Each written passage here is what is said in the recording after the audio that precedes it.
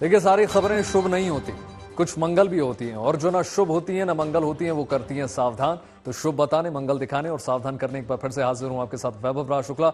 और आज हम बात कर रहे हैं महाकुंभ की, जहां आज प्रधानमंत्री नरेंद्र मोदी ने आस्था की पवित्र डुबकी लगाई। न सिर्फ स्नान ध्यान किया बल्कि मां गंगा की विधिवत और मंत्रों के साथ आराधना भी की। खूबी ये रही, प्रधानमंत्री के प्रोटोकॉल की वजह से संगम पर मौजूद लाखों श्रद्धालुओं को कोई परेशानी नहीं हुई, क्योंकि इस यात्रा का रूट बहुत सूझबूझ के साथ तैयार किया गया था। आज आपको विस्तार से प्रधानमंत्री की पूजा अर्चना दिखाएंगे, साथ ही साथ बताएंगे कि प्रयागराज के कुंभ से प्रधानमंत्री का सियासी कनेक्शन है क्या। आज संगम पर उनकी डुबकी के साथ दिल्ली में वोटिंग का गजब का संयोग भी दिखा। वोटिंग के दिन प्रधानमंत्री के तीर्थ या मंदिर यात्रा पर भी बात करेंगे। आइए शुरुआत करते हैं। आज प्रधानमंत्री प्रयागराज में थे, उन्होंने पवित्र डुबकी लगाई। महाकुंभ में श्रद्धालुओं की तादाद देखते हुए प्रधानमंत्री ने अमृत स्नान की बजाय सामान्य दिन को चुना। जानबूझकर किया गया ये दौरा एक छोटा मोटा दौरा था और संगम पर जाने का रूट भी और इस तरह बनाया गया है कि आम लोगों को प्रोटोकॉल की वजह से कोई परेशानी ना हो, इसलिए इसका रूट इस प्रकार से बनाया गया जिससे छोटा रहे यह दौरा। संगम में स्नान के बाद प्रधानमंत्री ने मां गंगा की विधिवत पूजा अर्चना की। रिपोर्ट देखिए। ओम गंगे च यमुने चैव गोदावरी सरस्वती नर्मदे सिंधु कावेरी जलेस्मिन् सन्निधिं कुरु। ओम सुजात ज्योतिघासः सन्भवरूथम सतस्वाहा भासो अग्ने विश्वरूपगुं संयस्व विभावसो। ओम त्रिवेणी संगमे देवी संगमेश्वर पूजिते स्नान काले कुरु कृपा पापक्षे करो भवेत्।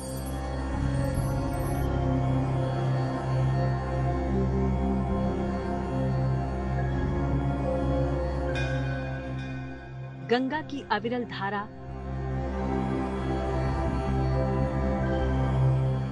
त्रिवेणी का किनारा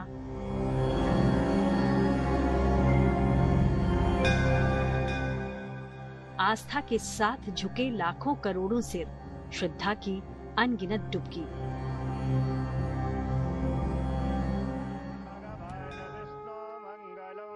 और इसके बीच एक मन भावन तस्वीर प्रधानमंत्री मोदी की, जो महाकुंभ के इस पवित्र पावन दृश्य में अलग छाप छोड़ गई।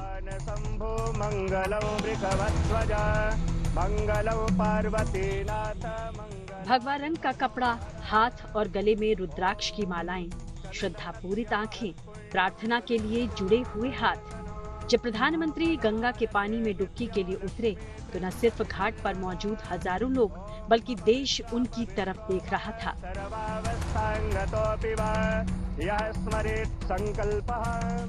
प्रधानमंत्री ने संगमनोस पर स्नान के लिए आस्था की डुबकी लगाई, पवित्र नदी को प्रणाम किया और इसके बाद सूर्य को अर्घ दिया। ओम सुजात ज्योतिघासः सन्भवरूथम सतस्वाहा भासो अग्ने। कई मिनट तक मंत्र का जाप करते हुए प्रधानमंत्री ने सूर्य की आराधना की। गंगा में डुबकी के बाद प्रधानमंत्री ने गंगा पूजन किया, मां गंगा को दूध अर्पित किया। नैवेद्यं निवेदयामि प्रदक्षिणां समर्पयामि। और सदियों से चली आ रही परंपरा का पालन करते हुए मां गंगा को साड़ी चढ़ाई। मन में बसा कर तेरी मूर्ति उतारूं मैं मैया तेरी आरती। प्रयागराज और महाकुंभ में प्रधानमंत्री का दौरा करीब 2.5 घंटे का रहा। सुबह करीब 10 बजे पीएम मोदी का हेलीकॉप्टर प्रयागराज के डीपीएस हेलीपैड पर पहुंचा, जहां सीएम योगी आदित्यनाथ ने प्रधानमंत्री का स्वागत किया। हेलीपैड से दोनों संगम की तरफ साथ साथ आए।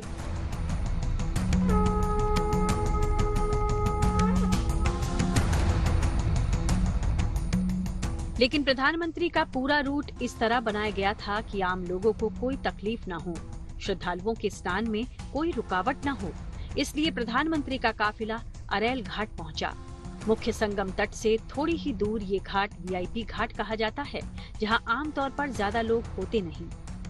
का ये जो घाट है, यूं तो ये वीवीआईपी घाट है, यहीं पर मुख्यमंत्री और उनके कैबिनेट ने स्नान किया था, लेकिन ठीक इससे सटा हुआ अगर आपको दिखाएं तो अभी पूर्ण स्नान चल रहा है। यानी कि हजारों लाखों की तादाद में लोग हैं जो इस घाट से सटे हुए 100 मीटर की दूरी पर स्नान कर रहे हैं।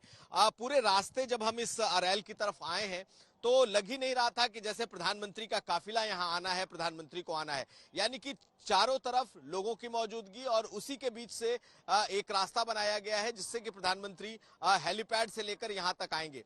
कहने का मतलब यह है कि वीवीआईपी बेशक प्रधानमंत्री हैं, लेकिन आम लोगों को किसी भी तरीके से रोका न जाए, उनको किसी तरीके से जो श्रद्धालु हैं, जो स्नान करने आने वाले हैं, उनको कम से कम मुश्किलों का सामना करना पड़े, इसका पूरा ख्याल रखा गया है। एक बात और, ये जहां पर प्रधानमंत्री पहुंच रहे हैं, ये संगम नोज वो नहीं है जहां पर आम लोग संगम में पहुंचते हैं। अगर हम दिखाने की कोशिश करें दूर, तो जो संगम का दृश्य इस वक्त आपको दिखाई देगा, जहां इस वक्त लाखों लोगों की मौजूदगी है, स्नान कर रहे हैं, दरअसल वो दूसरा इलाका है। यानी कि मुख्य संगम नोज, जिसके बारे में कहा जाता है कि यहीं पर अमृत वर्षा हुई थी और लोग जहां पर कहीं भी आए वो हर हाल में उस संगम नोज पर पहुंचना चाहते हैं, वो इलाका ये नहीं है जहां प्रधानमंत्री आ रहे हैं। ठीक उसके दूसरे तरफ का इलाका है और शहर से और उस संगम से इसकी दूरी अच्छी खासी है, लेकिन प्रधानमंत्री भी उसी संगम पर पहुंचेंगे, लेकिन इस दूसरे तरीके से पहुंचेंगे। वो दूसरी तरफ उतरेंगे, यहां से स्टीमर के जरिए वो संगम नोज तक जाएंगे। यानी कि जो आम श्रद्धालु हैं, आम जो स्नान करने वाले लोग हैं, वो कहीं से डिस्टर्ब नहीं हो रहे हैं। हाँ, अरैल के इलाके में जो लोग स्नान करने आए हैं, उनको इस घाट पर फिलहाल रोका गया है जब तक प्रधानमंत्री यहाँ नहीं पहुंचते। बाकी इसके दाएं बाएं यानी आजू बाजू जितने भी घाट हैं, सभी पर जो स्नान है वो बिल्कुल नॉर्मल स्नान चल रहा है। अरैल घाट से प्रधानमंत्री मोदी, योगी आदित्यनाथ बोट पर सवार हुए। घाट पर मौजूद लोगों का अभिवादन करते हुए प्रधानमंत्री की बोट संगम नोज की तरफ बढ़ गई।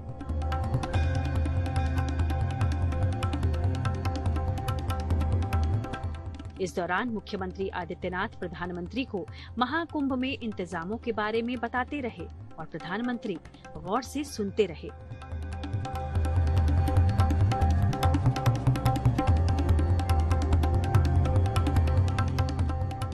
संगम पर मंत्रोच्चार के साथ जब प्रधानमंत्री ने पूजा अर्चना समाप्त की, तब उस दौरान त्रिवेणी पर सुरक्षा के लिहाज से सारी एक्टिविटी बंद रही। आपदा हरते नित्यं लक्ष्मी तिष्ठति सर्वदा। ओम अपवित्रः पवित्रो वा सर्वावस्थांगतोऽपि वा यः स्मरेत् संकल्पः। पूजा के बाद प्रधानमंत्री वापस घाट पर आए, जहां प्रधानमंत्री की एक झलक पाने के लिए श्रद्धालुओं का हुजूम उमड़ा हुआ था। प्रधानमंत्री ने सभी का अभिवादन स्वीकार किया।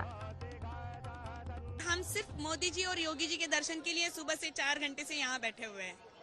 उनकी जोड़ी देखी। अच्छा, हाँ, इंतजार बहुत अच्छा रहा, उसमें कोई सब्र का फल मीठा हुआ। मोदी जी योगी जी का दर्शन करके हम लोग सब आज बहुत खुश हैं।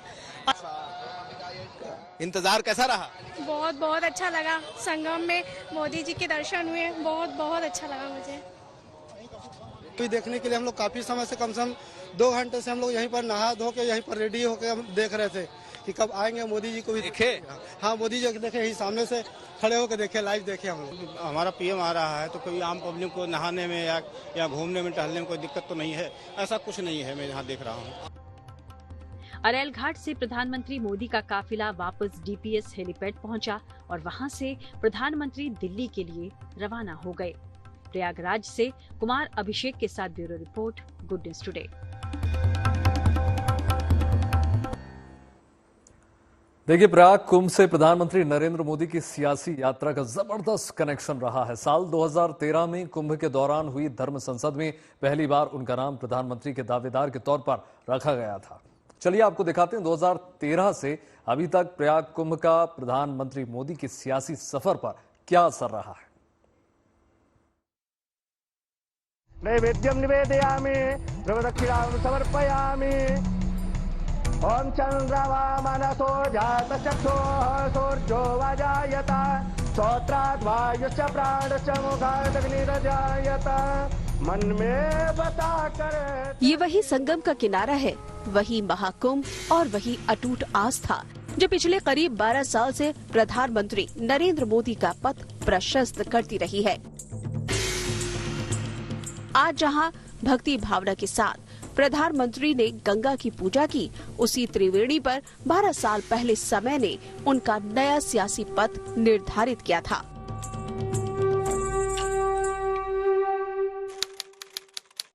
फरवरी का महीना प्रयाग में महाकुंभ लगा था और मेले में हमेशा की तरह संत समाज जुटा था। लेकिन उस वक्त सियासी फजा में जो बेचैनी थी, उसका असर महाकुंभ में मौजूद संतों पर भी था। और इसी दौरान 1 फरवरी को विश्व हिंदू परिषद के अध्यक्ष अशोक सिंघल ने एक बड़ा बयान दिया था। कहा कि संत सम्मेलन में मोदी को लेकर एक बड़ा फैसला लिया जाएगा, जिससे देश का इतिहास बदल जाएगा। बयान आते ही सियासी गलियारों में पारा चढ़ गया, चर्चा शुरू हो गई। 3 दिन के बाद महाकुंभ में साधु संतों की एक बैठक हुई और 2 दिन बाद यानी 6 फरवरी को सिंघल ने साफ तौर पर कहा कि जनता के बीच से मोदी को प्रधानमंत्री बनाए जाने की मांग उठ रही है। मोदी को प्रधानमंत्री उम्मीदवार बनाना चाहिए। इसी दिन तब के बीजेपी अध्यक्ष राजनाथ सिंह भी संगम पहुंचे थे। उनको नरेंद्र मोदी की उम्मीदवारी पर संत समाज की राय दी गई। इसके बाद 7 फरवरी को धर्म संसद बुलाई गई, जिसमें हजारों साधु संत शामिल हुए और पहली बार नरेंद्र मोदी को पीएम बनाने का प्रस्ताव रखा गया। कहते हैं साधु संतों ने चिमटा बजाकर मोदी का समर्थन किया और वहां मौजूद आरएसएस प्रमुख मोहन भागवत ने भी इस पर सहमति जता दी। उस महाकुंभ में मोदी को भी आना था, लेकिन संयोग से उनका प्रोग्राम कैंसिल हो गया। पर 5 महीने बाद गोवा में बीजेपी राष्ट्रीय कार्यकारिणी की बैठक के आखिरी दिन राजनाथ सिंह ने आम चुनाव के लिए सेंट्रल कैंपेन कमेटी बनाने और मोदी को उसका चेयरमैन बनाने का ऐलान कर दिया। बोलो भारत माता की, बोलो भारत माता की। महाकुंभ में जो प्रस्तावना लिखी गई, ये उसी का परिणाम था कि 2014 लोकसभा चुनाव में बीजेपी को प्रचंड जीत मिली और मोदी प्रधानमंत्री बने।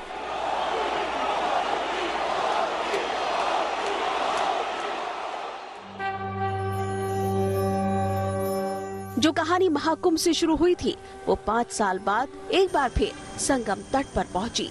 साल था 2019। प्रधानमंत्री नरेंद्र मोदी की अगुवाई में बीजेपी आम चुनाव की तैयारी में जुटी थी। पर तब प्रयागराज में अर्धकुंभ लगा था। लेकिन लोकसभा चुनाव की घोषणा से 15 दिन पहले पीएम मोदी प्रयागराज पहुंचे थे। तारीख थी 24 फरवरी। काले रंग का कुर्ता और गले में रुद्राक्ष पहने प्रधानमंत्री ने संगम में डुबकी लगाई थी। एक सियासी कहानी दोहराई जा रही थी, क्योंकि इससे पहले 1977 के चुनाव से पहले इंदिरा गांधी भी संगम तट पर गई थी। संगम स्नान के बाद भगवा कुर्ता और पीला जैकेट पहने मोदी गंगा पंडाल पहुंचे, जहां उन्होंने 5 सफाई कर्मियों के पैर धोए और उन्हें सम्मानित किया था। प्रयागराज और कुंभ से एक बार फिर प्रधानमंत्री मोदी को आशीर्वाद मिला। 303 सीटें जीतकर बीजेपी ने लगातार दूसरी बार सत्ता में वापसी की और मोदी दोबारा प्रधानमंत्री बने। हमारा नेता कैसा हो? इस बार पुराने सारे रिकॉर्ड तोड़ दिए। Bureau report, good news today.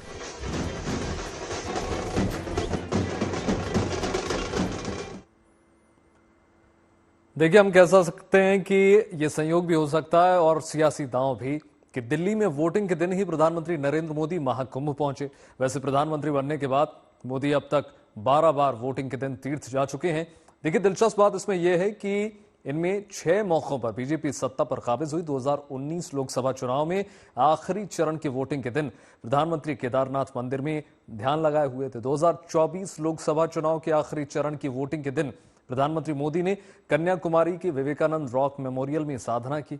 5वें चरण की वोटिंग के दिन प्रधानमंत्री मोदी पुरी पहुंचे और जगन्नाथ मंदिर में पूजा अर्चना उन्होंने की।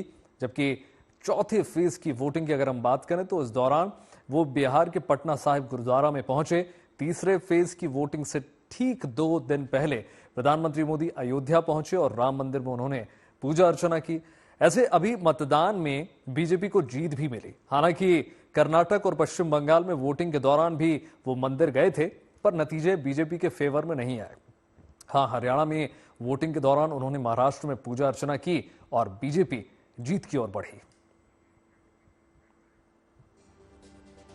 खास कार्यक्रम में इतना ही। देश और दुनिया की तमाम पॉजिटिव खबरों के लिए जुड़े रहिए गुड न्यूज टुडे के साथ। नमस्कार।